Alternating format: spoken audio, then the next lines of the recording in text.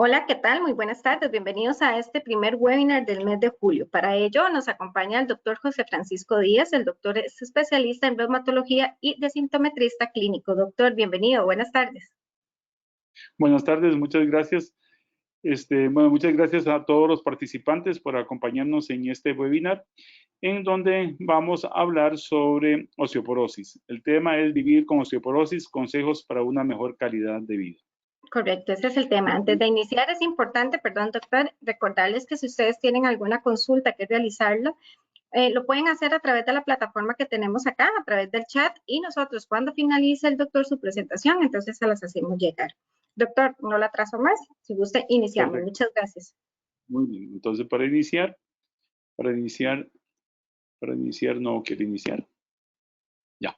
Bueno, osteoporosis. Osteoporosis, el término significa un hueso que lleno de poros. Ese es el término a fin de osteoporosis. Normalmente el hueso tiene cierta porosidad muy leve, pero en la osteoporosis, en donde se pierde masa ósea, y esta pérdida de la masa ósea se va a reflejar porque estos pequeños poritos se hacen poros grandes, como se ve aquí en la lámina, se hacen como unos huecos grandes, y no solamente estos huecos se hacen más grandes, sino la conexión entre los huequitos también se pierde.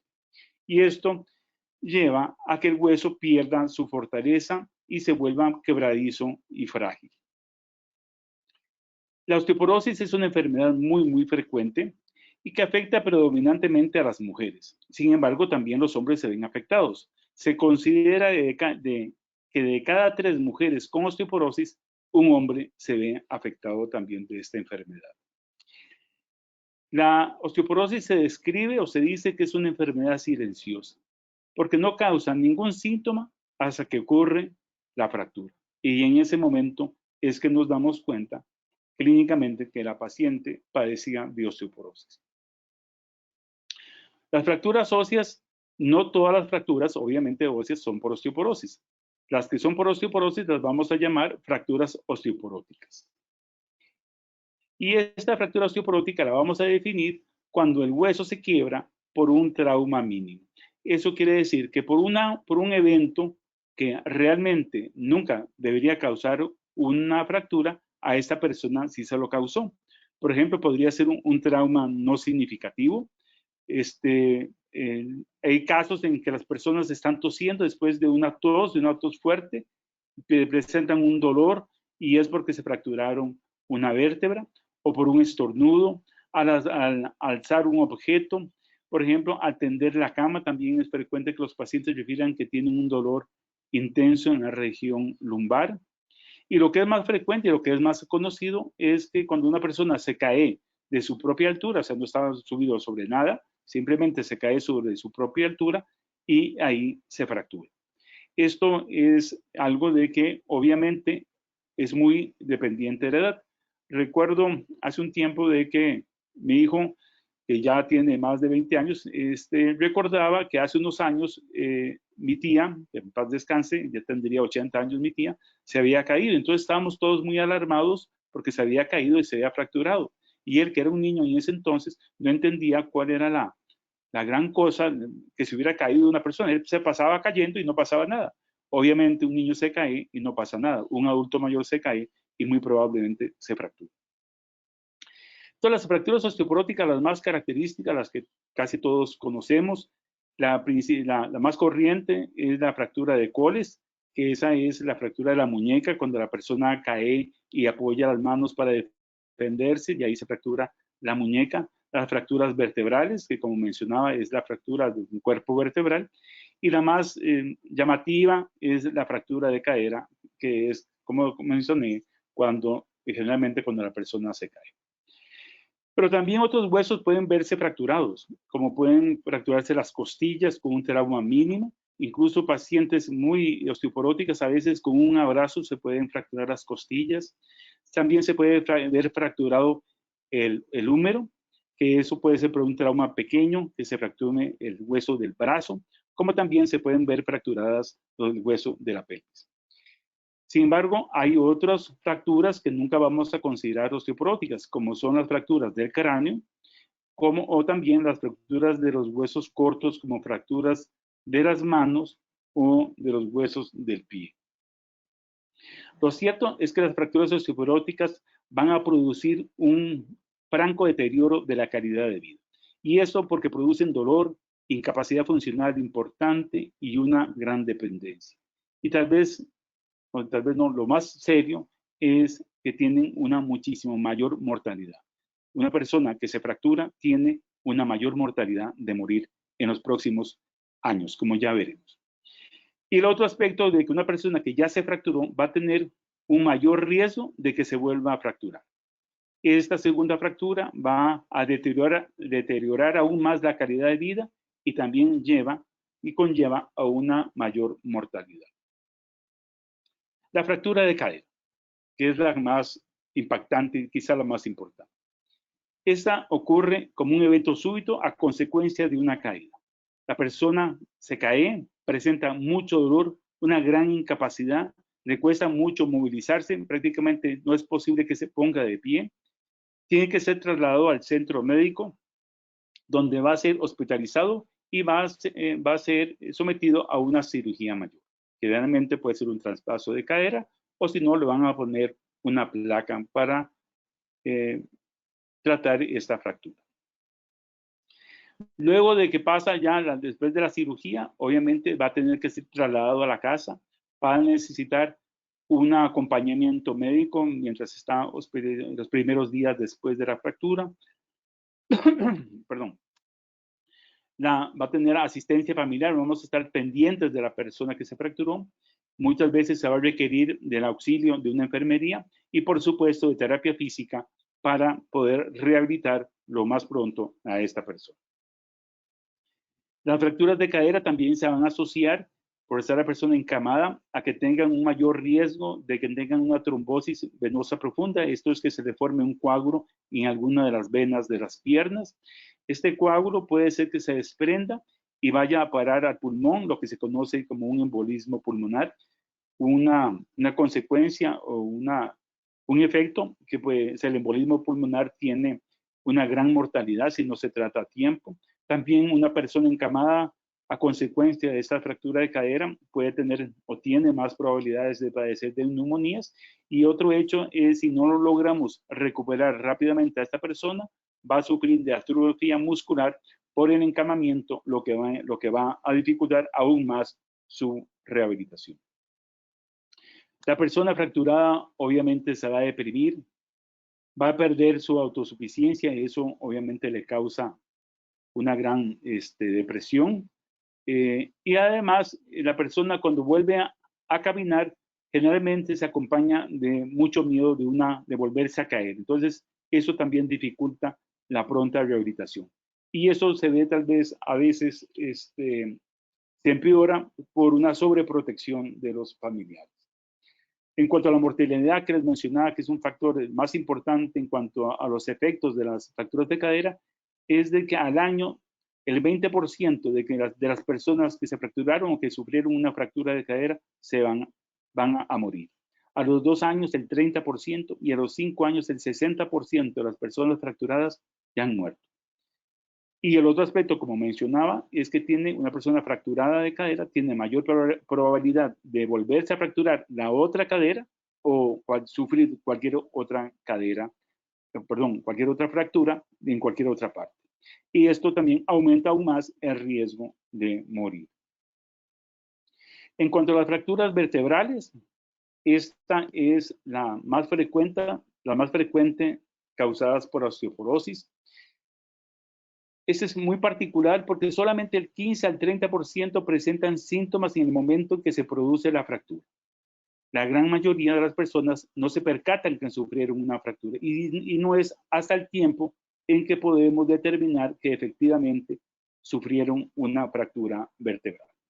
Cuando es sintomática, cuando es este 15 a 30% de las personas que tienen síntomas, lo que va a hacer es que después de algún movimiento, aquí pongo ejemplos como lavarse los dientes, tender la cama, abrir la ventana, al toser, a veces al tropezarse, al dar un mal paso, presenta un dolor súbito en la región de la columna, ya sea en la región dorsal, en la región alta de la columna, una región más baja, en la región lumbar, un dolor súbito de gran intensidad.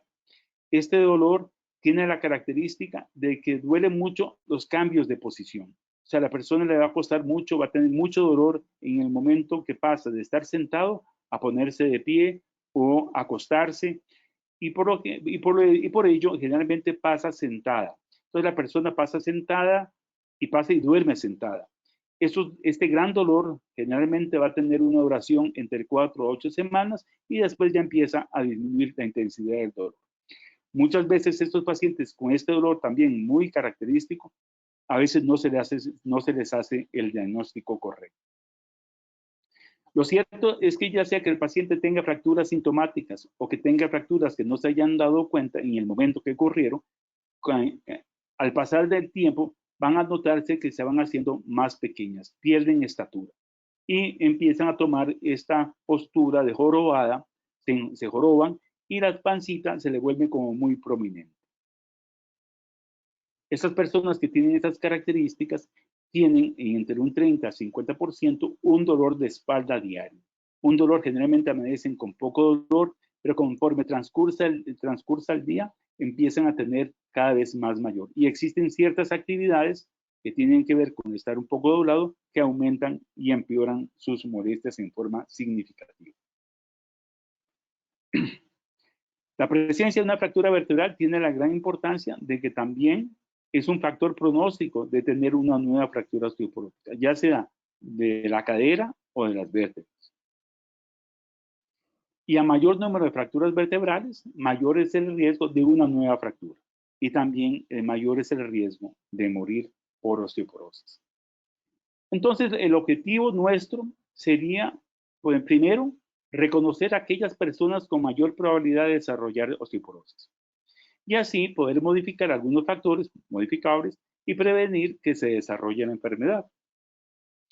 Un segundo objetivo sería disminuir el riesgo de desarrollar fracturas en aquellos pacientes que tienen osteoporosis.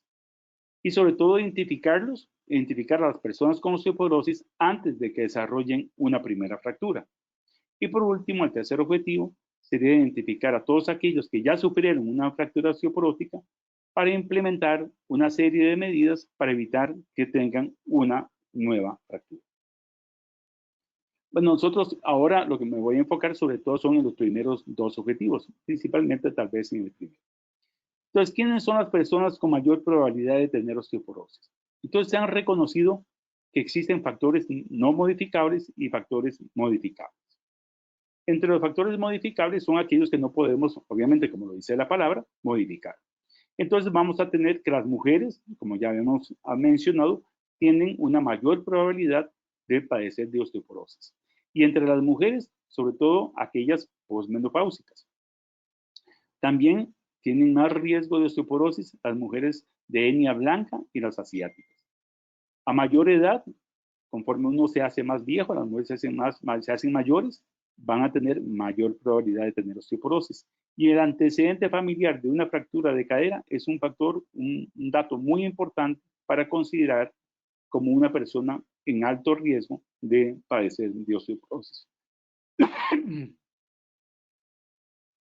Los factores modificables. Sabemos que las personas muy delgadas tienen más tendencia a padecer de osteoporosis, aquellas que tienen una pobre ingesta de calcio, aquellas personas que tienen déficit de vitamina D, las personas que fumaron y que fuman también tienen más probabilidad de tener osteoporosis, las que tienen una ingesta excesiva de alcohol y las que tienen una vida sedentaria. Entonces, ¿cómo se diagnostica la osteoporosis? Entonces, para hacer el diagnóstico necesitamos un examen que permita reconocer qué tan frágil es el hueso de una persona. Lo más fácil sería hacerlo en vida, o sea, que uno dijera, bueno, este hueso y ver si lo podemos quebrar. Obviamente eso es imposible de realizar. Entonces, hay varios métodos que tratan de establecer diferentes características físicas del hueso que se correlacionen con su estado de fragilidad. Y entre estos varios métodos, el examen que mejor logra esta identificación es la medición de la densidad del hueso con la absorciometría dual por rayos X. Toda esa gran palabrota se resume por DEXA, que es el método con el cual vamos a determinar la densidad del hueso. Entonces, este equipo es un equipo que tiene una mesa, tiene un brazo arriba que recorre el cuerpo de la persona que está siendo examinada. Se utilizan rayos X y que determinan qué tan denso es el hueso de las caderas y de las vértebras, nada más. Bueno, también se podría hacer en algunas ocasiones del brazo, del antebrazo. El estudio nos va a da un reporte donde se establece el valor de la densidad del hueso y este valor se compara con unos valores ya establecidos. Y eso se hace a nivel de la columna y a nivel de la cadera. Entonces, se determinó luego de analizar miles de pacientes que aquellas personas que tenían un determinado valor en su densidad mineral ósea tenían más probabilidad de sufrir una fractura. Entonces, por lo tanto, las personas que tienen este valor o un valor más bajo en la densitometría serían diagnosticadas de osteoporosis y eso es prácticamente lo que hacemos. También se puede hacer el diagnóstico de osteoporosis en todas aquellas personas que han sufrido una fractura de bajo impacto independientemente del valor de la densitometría. Entonces, ¿a qué personas deberían de solicitar una densitometría? Bueno, a todas las mujeres mayores de 65 años. También todas las mujeres con más de 15 años de menopausia. A todos los hombres mayores de 70 años. Y las personas que no tienen estas edades, entonces a cualquiera que tenga algún factor de riesgo o que haya sufrido ya una fractura osteoporosis. ¿Qué puedo hacer para no padecer de osteoporosis? Entonces necesitamos una dieta saludable, ejercitarse en forma regular, no fumar y no tomar licor en exceso. En cuanto a la dieta saludable, nos enfocamos sobre todo lo que es el calcio y la vitamina D, ya que estos, de una dieta rica en calcio y vitamina D, ayudan a preservar y fortalecer los huesos. El calcio le da a los huesos fuerza y estructura, y la vitamina D ayuda al cuerpo a absorber y pegar el calcio al hueso. Los requerimientos, o sea, cuánto necesitamos de cada una, eso va a depender de la edad. Así tenemos que en personas de entre 19 a 50 años, los requerimientos de calcio son de 1000 miligramos y de vitamina D de 400 a 800 unidades. En personas mayores, los requerimientos son mayores y eso es debido porque la persona mayor empieza a perder capacidad para absorber el calcio y su piel también se hace más, no es tan eficiente para la producción de la vitamina D. Los productos lácteos son la principal fuente de calcio. Y así, por ejemplo, tenemos que entre los productos lácteos, un vaso de leche, es un vaso de leche normal, aporta 300 miligramos de calcio.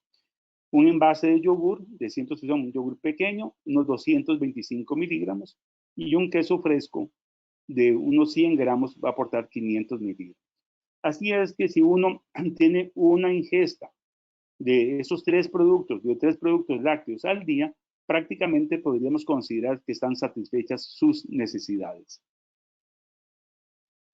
Otros productos que no son productos lácteos y que tienen calcio, están las sardinas, la leche de soya, la leche de almendras, la leche de arroz, el jugo de naranja fortificado, el tofu, el salmón, el brócoli, otras cosas, las almendras, por ejemplo.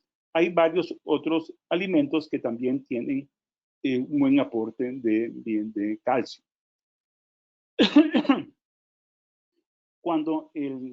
Lo ideal es que esta ingesta la logremos con los alimentos, que es la manera en que se absorbe mejor el calcio. Si no logramos completar esta cantidad con la alimentación, entonces requerimos agregar algún preparado extra de calcio.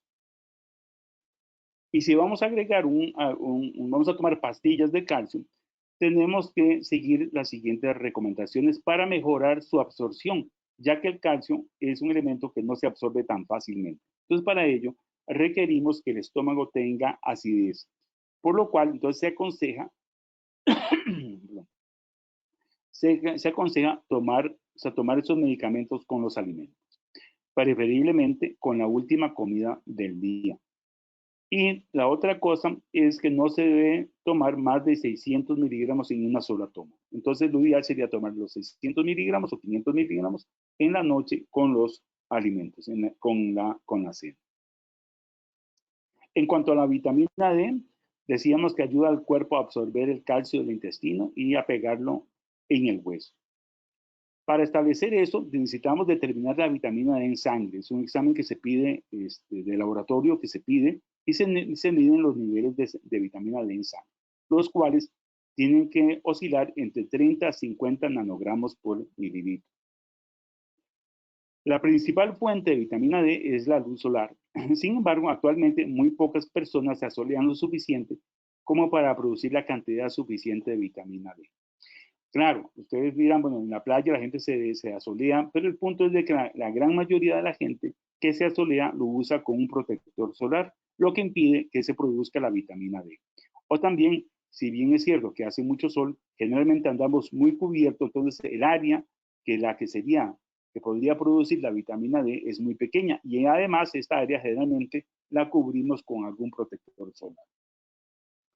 Las fuentes alimenticias de vitamina D son los pescados grasos como el salmón y el atún, y así existe una gran cantidad de alimentos fortificados de vitamina D. Por ejemplo, bueno, no alimentos fortificados, el aguacate es un producto que tiene bastante vitamina D. Lo cierto es que cuando uno hace los niveles de calcio y una persona tiene niveles bajos de vitamina D, no va a poder lograr tener niveles normales con solo la dieta. Va a requerir de alguna suplementación de vitamina D. Entonces, aquellas personas que tienen niveles bajos de vitamina D, tenemos que darles una dosis de carga para que alcancen los niveles deseados de normalidad. Y esas dosis de carga van a oscilar dependiendo de la dosis de los niveles encontrados. Entonces pueden oscilar entre 1000 unidades por día a 5000 unidades por día por un corto tiempo hasta que se normalicen sus niveles.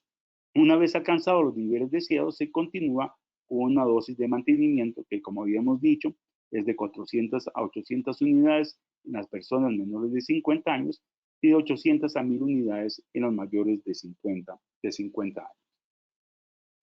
En cuanto al ejercicio, la actividad física es un componente clave en el tratamiento de la osteoporosis. En el adulto mayor, el ejercicio mantiene la masa ósea, mejora el equilibrio, la coordinación y la fuerza muscular, y por lo tanto se reducen el riesgo de caídas y por lo tanto de fracturas. Hay que tener claro que el ejercicio no significa que la persona tiene que salir a correr ahí kilómetros de kilómetros o ir al gimnasio en forma diaria a hacer ejercicios extenuantes, pero sí hay que hacer cierta cantidad de ejercicio.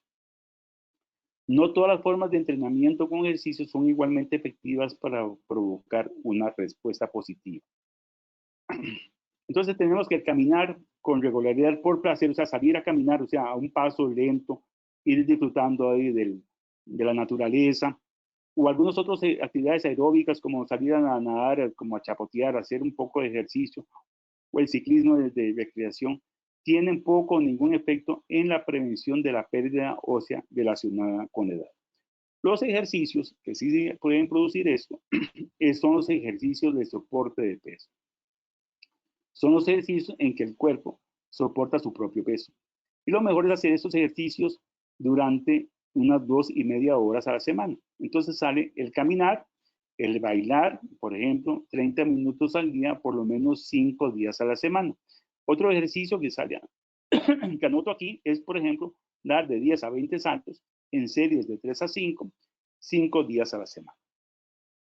En cuanto al caminar, se refiere a caminar enérgicamente, o sea, caminar con un paso que representaría caminar 5 kilómetros por hora. O sea, no es ir caminando y viendo, sino es caminar haciendo ejercicio, es un caminar enérgico. También a este caminar se puede coger chalecos que llevan peso para hacer el ejercicio un poco más fuerte. También suele ser caminar y subir gradas o subir cuestas, trotar a ratos, dar saltos. Y además de estos ejercicios de soporte de peso, se recomienda hacer ejercicios de resistencia progresiva. Pero antes de pasar a los ejercicios de resistencia progresiva, en cuanto a los ejercicios de soporte de peso, se deben tomar en cuenta ciertos datos para reducir el riesgo de lesiones. Por ejemplo, en personas sedentarias que nunca hacen ejercicio, no se les puede pedir que salgan a caminar en forma enérgica de un momento a otro, o alguna persona que tenga algún impedimento funcional, algún problema articular, como un problema de artrosis. En todo caso, estos pacientes deben hacerse ejercicios de fortalecimiento de los músculos de las extremidades inferiores y ejercicios de estabilidad. Valga aquí un anuncio, de que aquí en la clínica bíblica contamos con un departamento de terapia física muy bueno, en que pueden apoyarnos perfectamente en poder asesorar y indicar los ejercicios que estas personas deberían de hacer antes de empezar a hacer unas caminatas como las que mencioné. También tenemos que otras personas, como pacientes con osteoporosis graves que han tenido una fractura o que tienen osteoartrosis, este ejercicio de soporte tiene que ser muy bien valorado, como acabo de mencionar. Y están los ejercicios de resistencia progresiva. Esos son que las personas ejercitan músculos con algún tipo de resistencia. Pueden ser pesas o pueden ser ligas, y que esta resistencia se incrementa progresivamente a medida que mejora la fuerza. Se recomienda como una estrategia eficaz para aumentar y mantener la densidad mineral ósea, y ejerce un claro beneficio sobre el tamaño y la fuerza del músculo. Esos ejercicios de resistencia progresiva obviamente van a depender de la carga que sean sometidos, el número de series que se hagan, el número de repeticiones en cada serie, la frecuencia semanal que se hagan, la progresión que tanto se progresa y la constancia del ejercicio. Nuevamente, ese tipo de ejercicios se han de individualizar y se han de ser prescritos, ojalá, por un especialista que, como les mencioné, aquí en la clínica contamos con ese servicio. Otros ejercicios, como pueden ser, que no son tan efectivos para fortalecer los huesos, pero sí proporcionan beneficios, obviamente, como el Tai Chi, favorece sobre todo que los músculos mejoren en cuanto a la coordinación y el equilibrio. Ejercicios aeróbicos que no soportan peso, como puede ser nadar y andar en bicicleta, no aumenta la masa ósea, pero mejoran la salud cardiovascular y la fuerza muscular, por lo cual sí pueden traer cierto beneficio. Entonces, además de una adecuada dieta y de hacer ejercicios en forma regular, otros factores de estilo de vida que mejoran la salud de los huesos es el no fumar y limitar el consumo de alcohol. Sabíamos que aquellas mujeres que fuman aumentan la tasa de pérdida ósea, tienen niveles de estrógenos más bajos que las mujeres que fuman, presentan la menopausia antes de las que no fuman, son más delgadas que las mujeres no fumadoras. Todos estos factores aumentan el riesgo de osteoporosis y fractura. En cuanto al consumo de alcohol, se recomienda no consumir más de 2 bebidas de alcohol diarias, ya sean 2 copas de vino, 2 cervezas o 2 tragos de licor, ya que el licor acelera la pérdida ósea, reduce la capacidad del cuerpo para absorber el calcio. El consumo de licor aumenta el riesgo de caídas y sufrir una fractura. Debo recalcar que no es que haya que evitar totalmente el licor, o sea, las personas pueden tomarse una copa de vino diario, que se ha notado que tiene ciertos beneficios y que eso no va en contra del bienestar del hueso. Y por último, una mención al café, porque se ha mencionado que el consumo excesivo del café es perjudicial para el hueso. Que realmente lo que se ha encontrado es que muchas personas que toman café dejan de tomar leche. Entonces se recomienda ser un poco racional con el café, no tomar más de 4 tazas de café, y eso sí, que incluyan una dieta balanceada en donde hayan 3 raciones lácteos al día para que no haya ningún problema con el café y la osteoporosis. Entonces podemos concluir que la osteoporosis es una enfermedad muy frecuente, es la principal causa de fracturas en personas de la tercera edad. Las fracturas osteoporóticas se asocian a muchas complicaciones de salud, sobre todo porque producen dolor, incapacidad, dependencia, depresión, mala calidad de vida y sobre todo que tienen un altísimo riesgo de morir. Y afortunadamente podemos reducir el riesgo de osteoporosis y de sufrir una fractura si llevamos una vida más saludable, si no fumamos, si tenemos una dieta balanceada y si hacemos en forma rutinaria ejercicio. Muchas gracias. Muy bien, entonces esperemos las preguntas. Muchas gracias a usted, doctor, por la participación. Sí, incluso acá ya tenemos las primeras consultas y la primera de ellas es de Carolina Hernández. Dice, yo tengo tornillos en las vértebras, tornillos y placas en las vértebras L4, L5 y S1. Me dijeron que me hacían la densitometría solo en brazo y pierna. ¿Cómo puedo entonces saber cómo está la columna y la cadera?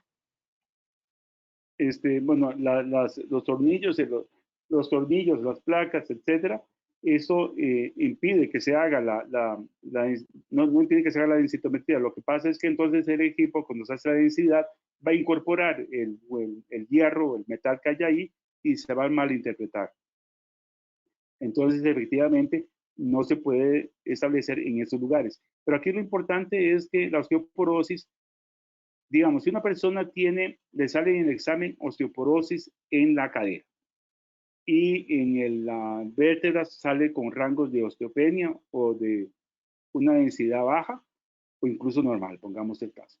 Pero eso no significa que la osteoporosis solamente la tiene en la cadera, la osteoporosis la tiene en todo el cuerpo. O sea, un ejemplo, o sea, el tener osteoporosis en un solo sitio denota que la persona tiene osteoporosis generalizada. Tiene mayor riesgo de fracturarse de todas las partes del cuerpo, no solamente de donde salió la osteoporosis. A la pregunta de la señora, entonces, si el examen se le hace en el antebrazo y en el antebrazo sale con osteoporosis, entonces tiene osteoporosis y tiene riesgo de fracturarse de la cadera, de las vértebras, de la columna y del antebrazo. ¿Otra preguntita? Muchas gracias, doctor. Sí, acá tenemos otras consultas. Nos consulta Silvia Bermúdez. ¿Qué tan necesario es también tomar magnesio para la osteoporosis? Y si fuese así, ¿qué tipo de magnesio?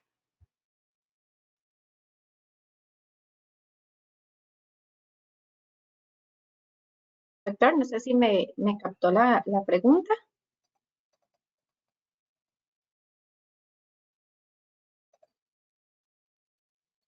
Vamos a ver, creemos que el doctor está entonces con problemas técnicos. Doctor, ¿nos escucha?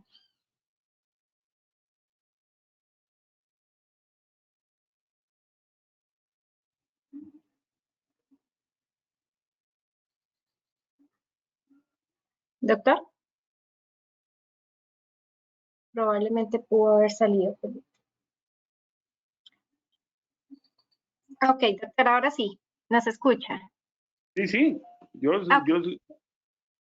¿Me escuchan? Como que se pegó la pantalla, pero no se preocupe, vuelvo a repetirle la consulta. ¿Qué tan necesario es también tomar magnesio para la osteoporosis? Y si fuera así, ¿qué tipo? No, el magnesio no se considera que sea necesario para la osteoporosis. Es el calcio, básicamente, el que tiene importancia. Hay otros que se han mencionado como el zinc, el magnesio y otros elementos que se han mencionado. Hay una literatura encuentra alguna mención al respecto, pero no hay ninguna demostración que esto sea cierto. La siguiente consulta dice, ¿cuál es la diferencia entre osteoporosis y osteopenia? La diferencia es una cuestión de valores, o sea, lo que hace la máquina da un valor y el valor lo lo compara con la densidad mineral ósea de una persona joven, de un grupo de personas jóvenes que sacaron el promedio, entonces comparan ese promedio de las personas jóvenes con el de la paciente. Y entonces, si esa relación no es un porcentaje, son desviaciones estándar, si está más abajo de 2,5 desviaciones estándar, se considera una osteoporosis. Si la diferencia no es mayor de menos 2,5, entonces se considera osteopenia. Es una cuestión de valores, de los valores que da el equipo. En esto resulta que cuando se hace este estudio para determinar que ese valor es el que determina osteoporosis, es porque teniendo esos valores de menos 2,5, que esa osteoporosis tiene muchísimo más probabilidades de fracturarse. Eso no significa que una persona que tenga osteopenia no tenga probabilidad de fracturarse. Sí la tiene, pero en muchísimo menor grado que una persona con osteoporosis. No sé si se habrá contestado. Gracias, doctor. Acá nos consultan por qué la fractura de cadera aumenta la mortalidad, si se puede reducir este índice, si se reemplaza la cadera. Bueno, es que no solamente, lo primero que es una cirugía mayor, es una cirugía, una cirugía muy compleja, es una cirugía compleja. Las cirugías complejas generalmente se asocian a mayor mortalidad que las cirugías que una cirugía pequeña, pues sobre todo por el postoperatorio. O sea, la persona está encamada, como les decía, tiene más riesgo de tener infecciones, tiene mayor riesgo de tener de una trombosis venosa profunda, a pesar de que se toman una serie de medidas para prevenir o disminuir ese riesgo de tener un embolismo pulmonar. Otro aspecto es de que las personas que sufren fracturas de cadera generalmente son personas mayores, generalmente 70, 75 años, 80 años, entonces tienen mayores comorbilidades, o sea, tienen más enfermedades asociadas. Puede ser que tengan ya problemas pulmonares, problemas cardíacos, y todo esto va asumándose a eso, al mayor riesgo. Pero el otro aspecto es que a pesar de que la persona se opere y se vuelva a la casa y qué sé yo, sigue manteniendo ese mayor riesgo de fractura. El por qué sucede eso realmente no se sabe, pero sí es un hallazgo que es claro, que la persona que se fractura tiene mayor riesgo. Deben haber algunos elementos que se liberan en el momento de la fractura que pueden estar favoreciendo a eso, y que no se resuelve con el simplemente hecho de operar a la persona. O sea, quedan factores ahí que hacen que la persona tenga mayor posibilidad de morir. Doctor, aquí nos consulta don Eliezer Calvo que a qué edad en los hombres es bueno hacerse un examen de osteoporosis y cuál. El examen de osteoporosis es la densitometría. La vitamina D debe hacerse. O sea, yo creo que es algo que se debería hacer, sobre todo porque como mencionaba, la fuente de uno asolearse no es usual que lo hagamos. O sea, no nos asoleamos la cantidad necesaria para que producir la suficiente cantidad de vitamina D. Entonces, en el varón se establece que prácticamente a partir de los 70 años. Hay otras agencias, otros grupos que dicen a partir de los 65 años. Y menores de esa edad, cualquier persona que tenga factores de riesgo. ¿Qué son factores de riesgo? Que sea tabaquista, que tome licor más de 3 tragos al día, que esté en tratamiento con algún medicamento, como por ejemplo con esteroides, que tenga algunas enfermedades que se asocian, como puede ser artritis reumatoide, que tenga antecedentes familiares de que se fracturó la mamá se fracturó. Pongo el ejemplo mío en particular. Mi madre sufrió fractura de cadera. Yo padezco de osteoporosis y tengo 62, cuando me dice el diagnóstico tengo 62 años. Entonces, creo que no está establecido claramente. En la mujer sí está muy bien establecido que a partir de los factores que dije, 65 años y más de 15 años de la menopausia. En el varón, como les decía, 70 años está claro, y antes, si hay algún factor de riesgo, sería importante hacerse el diagnóstico, hacerse una densitometría y niveles de vitamina. Gracias, doctor. Acá nos dicen que qué papel juegan los alendronatos. Bueno, no mencioné nada del tratamiento. El tratamiento médico para la osteoporosis, porque si no se hubiese hecho muy larga la exposición. En cuanto a los medicamentos para la osteoporosis propiamente, tenemos los bifosfonatos, entre ellos está el alendronato.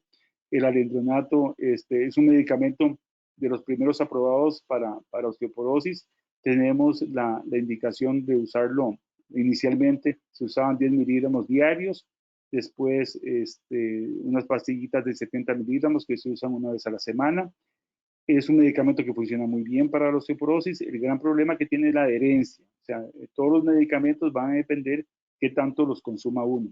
Estos medicamentos, como son semanales, y se requiere que además de que esté tomando el alendronato, necesita que esté tomando calcio y vitamina D. Entonces, el hecho es de que la persona tiene que ser adherente de todo lo posible, o sea, el 100%, para asegurar que el medicamento esté funcionando. Es claro que el paciente que no tiene una buena adherencia pierde la protección que da el medicamento. Lo que hace los alendronatos, como otros tratamientos para la osteoporosis, es disminuir el riesgo de que la persona se fracture. Gracias, doctora. Acá nos dice Ana Solís, en caso de tener osteopenia, ¿eso significa que tengo osteoporosis? No tiene osteopenia, o sea, no, y cómo le digo, no, cómo lo explico. No, porque estos son, se maneja con riesgos de fractura. La persona con osteopenia tiene muy baja posibilidades de fracturarse. Sí tiene, pero es muy baja la probabilidad. Entonces, si el paciente que tiene osteoporosis tiene una mayor probabilidad, tanta mayor probabilidad tiene, que se justifica tratarlo. El otro tiene muy baja probabilidad, por lo cual no se justifica tratarlo. Actualmente a los pacientes con osteopenia se les hace, hay una herramienta que es hacer una serie de preguntas para establecer si tiene factores de riesgo. Los factores de riesgo nuevamente como que si esa persona fuma o fumó, si la persona toma licor, si está en tratamiento con esteroides, si es delgada, el peso que tiene, la etnia que tiene, la edad que tiene, otras cosas, bueno, cuánto consume de calcio, qué niveles de vitamina D tiene. Entonces, todos esos factores uno los suma y se da cuenta si una persona que tiene osteopenia que tiene muchos otros factores de padecer, de tener mayor probabilidad de fracturarse, entonces se justificaría darle tratamiento. Doctora, acá nos dice Diana Barquero, soy una mujer blanca, tengo 51, me diagnosticaron osteopenia. ¿Cuál sería la recomendación, además de mejorar la alimentación y hacer ejercicios? ¿Debo de tomar suplementos? ¿Suplementos de qué será que se refiere? Bueno, No lo nuevamente, especifica acá. digamos, nuevamente habría que ver si tiene niveles de vitamina D normales. Si tiene niveles de vitamina D normales, quiere decir que lo que está haciendo ha logrado que mantener buenos niveles de vitamina D, entonces seguir haciendo lo que estaba haciendo y hacer el ejercicio que mencionamos y asegurarse que tenga una buena ingesta de calcio. O sea, aquí tal vez podemos tener problemas con las personas que son intolerantes a la lactosa, que no tienen ningún consumo, pero tenemos productos como la leche esta de almendra que tiene un aporte suficiente de calcio y en todo caso, si hubiese mucho problema, también pues, aquí en la clínica también hay nutricionistas que le pueden dar consejos para ver cuál sería la dieta óptima para que alcance estos 1000 o 1200 miligramos de calcio. Bueno, la pregunta, si tiene osteopenia y hace eso es lo que podría hacer, eso es lo que tiene que hacer, o sea, dejar de fumar si es que fumaba, si está tomando mucho licor, dejar de tomar la cantidad que mencionábamos y tener una buena dieta de calcio y vitamina D y hacer ejercicio. Incluso, doctor, bueno, acá tenemos otro caso. Dice, tengo 62 años y padezco de osteoporosis y mi mamá falleció posterior a una fractura de cadera. Yo tomo calcio, vitamina D y alendronato. Voy al gimnasio 3 veces por semana, realizo además pilates y acondicionamiento físico. ¿Qué otra cosa puedo hacer para evitar una fractura? Yo no creo que está haciendo lo que tiene que hacer, está con tratamiento, está con tratamiento para la osteoporosis, está llevando una buena, tiene un buen aporte de calcio y vitamina D y está haciendo ejercicio. Y nada más que si fumara, que dejara de fumar, pero por lo demás está bien, o sea, está muy bien. Ese sería el tratamiento a seguir.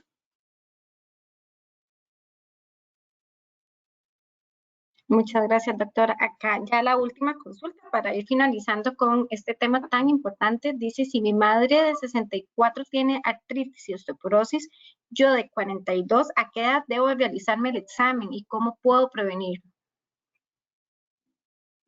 Bueno, en la mujer que sigue menstruando, realmente las probabilidades que tengan osteoporosis, osteopenia son bajas. O sea, uno esperaría a que tuviera, si tiene el antecedente familiar de la artritis y la osteoporosis, es un factor, o sea, sería un factor. Lo que debería de considerar es cómo ha sido su ingesta de calcio, o sea, cuánto calcio consume y qué ejercicio está haciendo. Si ella se considera que es una persona sedentaria, que es delgada, que le echa café, le echa unas 3 gotitas de leche al café y es el único consumo que tiene de calcio, pues sería una persona que tiene riesgo de padecer de osteoporosis, entonces se podría hacer el examen. Perfecto, doctor. Muchísimas gracias por la participación y también muchísimas gracias a aquellas personas que se conectaron. Es importante recordarles que esta charla va a quedar en las plataformas del hospital a partir de mañana para que así puedan volverla a ver y compartir con más personas. Doctor, muchísimas gracias nuevamente. No, muchas gracias a vos por la invitación y aquí estamos para servirles en lo que le podamos ayudar con mucho gusto.